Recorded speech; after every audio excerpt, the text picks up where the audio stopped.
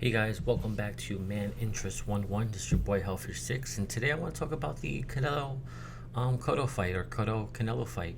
Um, I'm not surprised that Canelo won. I'm really not. I was hoping that Cotto was going to win. I thought he might have won by a decision. I actually gave Cotto a lot of those close rounds. I thought he had the higher output.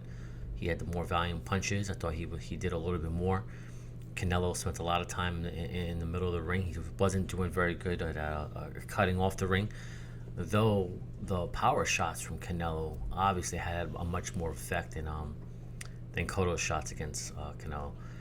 I don't think Cotto, phased Canelo once in that whole fight. His power was not felt at all, and that's what happens when Canelo blooms back up to 170 and Cotto's in the 150s. So I don't think they said exactly what Cotto may have hydrated back up to, but I mean, the difference in size was very apparent, and it showed in the fact that Cotto wasn't able to hurt or stun or do anything to Canelo for the whole fight. I think maybe he had one good left that kind of shocked Canelo, but other than that, Canelo was just walking him down and doing whatever he wanted. So you know what? I'm okay with the decision that Canelo won.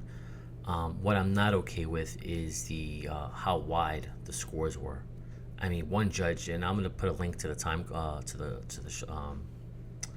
the cards that the judges were using, the scorecards. But I mean, one judge had Cotto only winning 2 rounds. That's insane. That is absolutely insane. Another one only 3 rounds. It was definitely not a blowout. It was a much closer fight than the judges had it, and that's disappointing. But you know what? I think Cotto knew that going in there, that if he wasn't gonna get a knockout or dominate the fight, he wasn't gonna get a favorable decision. The WBC is embarrassed. They're pissed off. He didn't pay his sanctioning fees. He held the title hostage for over a year, and now they found a way to get him back and give it back to a Mexican fighter, which I think is what they wanted this whole time. And so I think that's part of the reason why Cotto didn't want to do a post-fight interview with Max. He didn't show up to the press conference afterwards, which is a little disappointing. I think he's upset, but hey, he knows the game of boxing better than anyone. I mean, he's been in the business a long time, so it shouldn't be a huge surprise to him that he wasn't going to get those close rounds. I think everybody on Twitter saw it the same way too. Nobody's upset that Canelo won, but nobody saw it as being as wide of a victory as they had it. So, yeah, that's boxing for you. I thought there would be more knockdowns. I think it was in the 8th round. Cotto was getting rocked a little bit there. I thought he might go down. It's a good fight. Canelo still has a lot of things he needs to work on. He has to work on cutting off the ring. He has to work on throwing that jab. How big of a victory is this for Canelo? Well, the media is already deeming him the next, pay-per-view king. They're saying he's the future of boxing, which I think is a little exaggerated. Cotto is a 35-year-old fighter on the way out. He wasn't a real middleweight to begin with, weighing only 153 for the fight. And so I'm not sure if, this fight actually, says, okay, Canelo is the real deal or not. So what's next for him? Well, according to the rules or whatever, they say that WBC says he has 15 days to make the fight with his mandatory challenger, was this Gennady Golovkin. And, as I've talked about in past videos, he's already come out saying that any fight with Triple G has to be a catch weight of 155 or 154, which is absolute BS, because this is for the linear middleweight championship of the world and now the WBC championship of the world. So there shouldn't be any catch weights for a title fight like this. I don't think Canelo beats Triple G.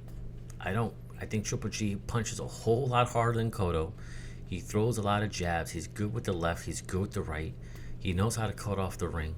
I don't think Canelo is. I don't think Canelo at this time is at a good spot to try to challenge Triple G. And I think Oscar De La Hoya knows that. He came out a couple of days ago and he said that he wants to let this fight marinate for a couple of years. And of course, that serves two purposes. Canelo gets better, makes a little bit more money, builds up a bigger fan base, and they hope that Triple G, he's not in his prime anymore and begins to slip and maybe even takes a loss. So, I'm really going to be interested to see what the WBC does over the next couple of weeks, because hey, he's supposed to make the fight or he gets stripped of the WBC belt. And how embarrassing will that be for the for the Mexican fighter to be stripped by the pro Mexican WBC to say, hey, you know what, you didn't make the fight that you were supposed to make, and now you got to give us the belt back. So we'll see how that goes. As far as Cotto, I'm not sure where Cotto goes from here. I think he's had a pretty great career. He made a ton of money on this fight. I wouldn't be mad if he retires after this one. I mean, he doesn't have anything left to prove in the sport. Give him a lot of props for stepping into the ring against Sergio Martinez to take the middleweight belt in the first place. Give him a lot of props for fighting the younger Canelo. But he's made a ton of money. What's left for him to do? As far as Canelo is concerned, yeah, I mean, obviously the fight that I want to see is him against Triple G, so Triple G could become the undisputed middleweight champion of the world. That's definitely the fight that I hope that happens next. All right, well, thanks again for listening and watching. Let me know what I can do to improve. This is Man Interest Uno Uno out.